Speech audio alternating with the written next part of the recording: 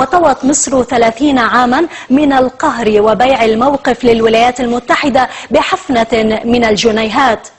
هزم الفرعون الأخير على أيدي شعبه بعدما أذل الرئيس بلاده طويلا وأطفأ نارا كانت تشتعل في عروقه عروبة ونضالا. عزل مصر عن محيطها العربي ونشر أبو غيته ليلعب بالأوراق الدبلوماسية الفاسدة، ووزير إعلامه ليقبض على الإعلام ويسد منافذ الفضاء ويقرصن كل محطة فضائية تنطق خارج النظام. تنحى الرئيس وانحنى من دون أن يودع شعبه أو أن يوجه إليه كلمة شكر على الثروة التي جناها من عرق الناس.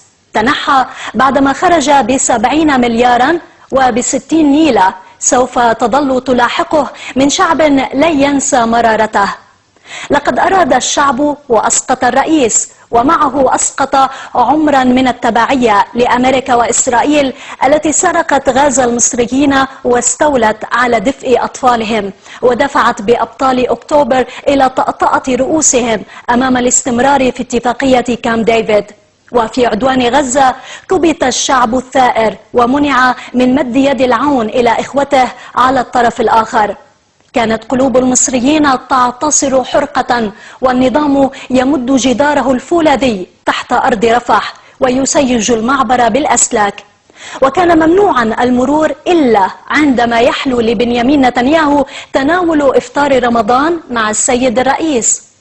قال الشعب كلمته في كل هذا التاريخ الأسود، وكان اليوم 18 يوما مباركا على المصريين. والمفارقة أن الرئيس التونسي زين العابدين بن علي سجل في التاريخ صمودا أكثر من الرئيس المصري، إذ أن محمد البوعزيزي أحرق نفسه في 17 من ديسمبر وسقط بن علي في 14 من يناير، أي أن النظام التونسي قاوم شهرا، فيما نظام مبارك قضى في 18 يوما.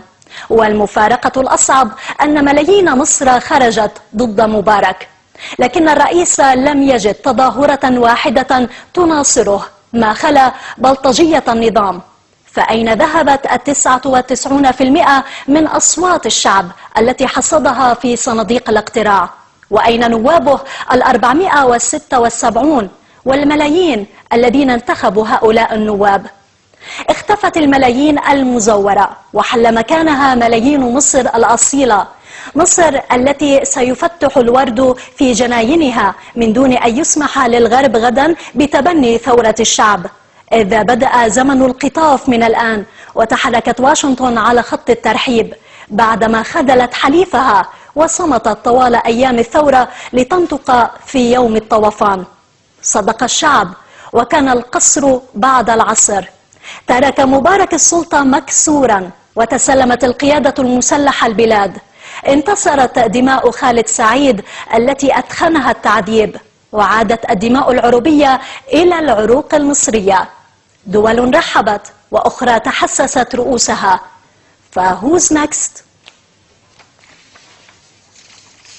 الشعب أراد فأسقط النظام.